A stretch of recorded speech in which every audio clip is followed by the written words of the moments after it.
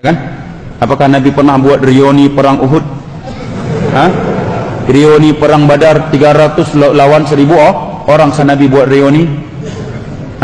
Adakah reuni Uhud, reuni Badar, reuni perang Hunain, reuni Haji Wada? Reuni turunnya ayat Al-Quran yang memberitakan sempurnanya agama? Nggak ada. Perasaan. Hati-hati kita sekarang di hari-hari politik. Dan kita memohon kepada Allah Jalla wa'ala agar Allah menjaga darah kaum muslimin yang ada di Indonesia.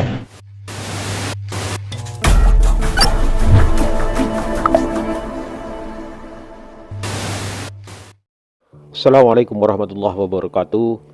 Segala puji bagi Allah, salawat dan salam tercurah kepada junjungan kita Nabi besar Muhammad SAW. Jelang reuni 212 2 Desember 2022. Terus apa sih pentingnya, urgennya reuni 212? Ataukah hanya istighosah, kumpul-kumpul untuk persatuan umat Islam? Ya, kalau toh ini cuma istighosah, kalian bisa juga sewa gedung segala macam kan, sewa lapangan kan, nggak harus di jalanan ya, nggak harus di Monas, karena pertama itu bisa mengganggu lalu lintas. Keduanya, kalau kalian istighosah kan bisa di rumah masing-masing juga, nggak harus ngumpulin orang banyak seperti itu. Kali ini ada seorang ustadz yang mengkritik keras tentang reuni ini. Kita lihat sama-sama. Bagaimana tanggapan ustadz tentang reuni 212 hari ini? Barakallahu fiik. Saya ingin bertanya saja, ya, semua orang yang berilmu insya Allah tidak perlu menggebu-gebu bahas ini, karena memang orang kalau yang punya akal siapapun bisa menilainya, ya, menilai dengan nilai agama atau dengan nilai politik, ya kan? Sekarang saya bertanya, bukankah Nabi SAW telah diberikan kemenangan dalam beberapa jihad, ya kan? Apakah Nabi pernah buat reuni perang Uhud, reuni perang Badar 300 lawan 1000 orang? Secara akal nggak mungkin menang.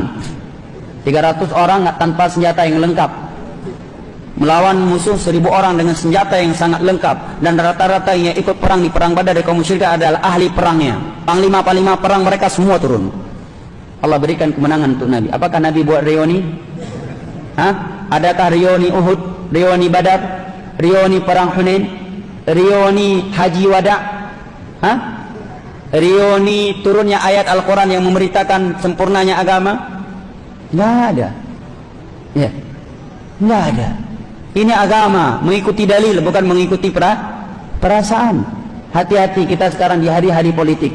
Dan kita memohon kepada Allah Jalla wa'ala agar Allah menjaga darah kaum muslimin yang ada di Indonesia dari tangan-tangan mereka yang ingin mengorbankan darah kaum muslimin demi kepentingan politiknya.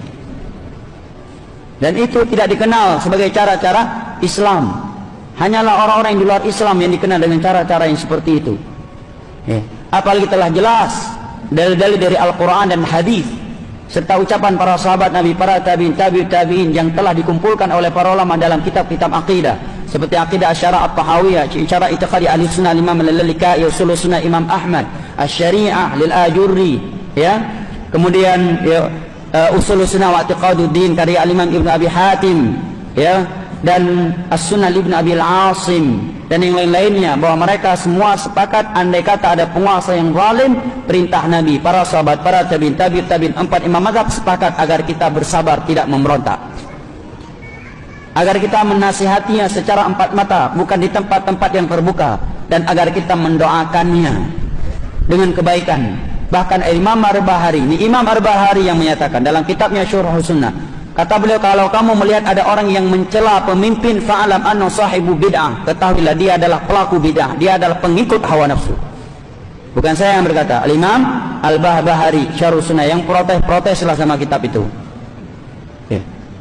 Dan tidak ada manfaatnya sedikit pun, hanya membuat dolar semakin naik, rentan pertumpahan darah, adu domba antara sesama kaum muslimin dan kaum muslimin yang lainnya. Akhirnya terkotak-kotak kaum muslimin, yang pilih nomor 2 dengan yang pilih nomor 1, padahal semuanya kaum mukminin. Saling mencela, kenapa kamu pilih nomor 1? Yang nomor 1, kenapa kamu pilih nomor 2? Padahal Allah menyatakan innamal mu'minuna ikhwa inna akramakum indallahi atqakum. Nabi bersabda, sibabul muslim fusuqun wa qitaluhu kufrun. Mencela seorang muslim adalah bentuk kefasikan dan melengsarkannya, memeranginya adalah bentuk kekufuran. Hadis riwayat Al-Imam Al-Bukhari dari Abdullah bin Umar radhiyallahu anhuma. Macet jalan, ada orang yang harus dilarikan ke IGD, akhirnya mati di tengah jalan gara-gara jalan macet. Wanita-wanita yang hamil yang harus sesar, jalan macet tidak bisa dilarikan ke rumah sakit. Siapa yang bertanggung jawab ini? Dolar naik, siapa yang bertanggung jawab? Dan andai kata ada pihak ketiga yang ingin memanaskan suasana, apa yang terjadi kira-kira? Siapa yang untung, siapa yang bahagia ketika ada masyarakat yang melemparkan TNI, Polri yang sedang menjaga keamanan, yang mereka juga muslim? Siapa yang untung? Ketika terjadi demo saling dorong-mendorong, saling lempar-melempar, siapa yang untung? Tidak ada keuntungan buat negara, buat Islam sedikit pun. Itu hanyalah menyebabkan kehancuran untuk negara dan untuk Islam itu sendiri. Ya, kita lihat setiap demo pasti ada yang tumpah darahnya, ya kan? Dan kita nggak tahu kalau ada pihak ketiga. Awalnya aksi damai, rupanya ada yang lemparkan satu granat. Ya, mati orang yang ada di acara itu, dipanaskan suasana untuk memberontak. Ya, atau ada aparat keamanan yang mati, akhirnya temannya balas, jual korsa. Jadi apa negara ini? Utsman bin Affan dilengsarkan gara-gara hoak. Ya, tersebarnya fatwa bahwa Aisyah memerintahkan untuk memberontak kepada Utsman atau kepada Ali bin Abi Thalib. Fatwa palsu. Dan tersebarkan selembaran kertas bahwa para sahabat Nabi memerintahkan masyarakatnya untuk melengsarkan Utsman. Dan tersebarnya di Madinah lembaran-lembaran yang di situ ada stempel istana Utsman. Sekali lagi, apa sih sebenarnya urgensi dari reuni 212? Untuk persatuan umat Islam. Umat Islam yang mana? Umat Islam kelompok mereka.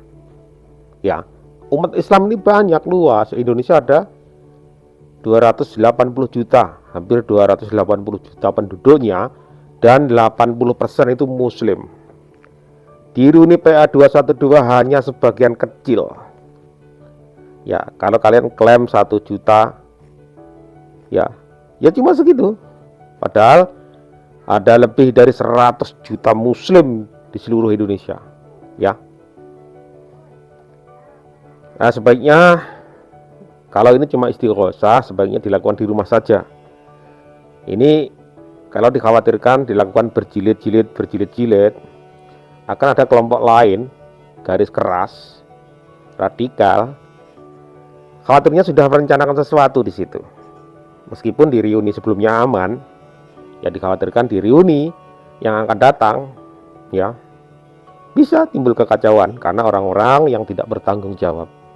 Itulah yang kita khawatirkan, dan kita eman, ya terus terang kami semua eman kalau terjadi sesuatu di reuni tersebut, di kerumunan tersebut, ya eman sekali kita, sayang, karena mereka juga bagian dari kita. Sama-sama umat Islam, sama-sama muslim. Jadi kita sangat eman lah bahasanya, bahasa Jawanya eman. Ya, kita tidak inginkan terjadi sesuatu hal di sana. Ya, karena kekisruan, chaos itu terjadi pertama karena ada kesempatan. Ketika ada kesempatan, ketika ada kerumunan, maksudnya disitulah ada kesempatan, dan itu sangat berbahaya.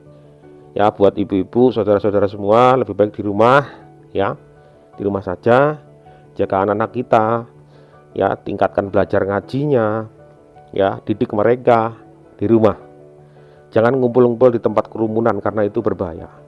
Ya, mungkin itu aja teman-temanku, saudaraku, terima kasih. Mohon maaf atas segala salah kata. Bila taufiq wal hidayah. Assalamualaikum warahmatullahi wabarakatuh.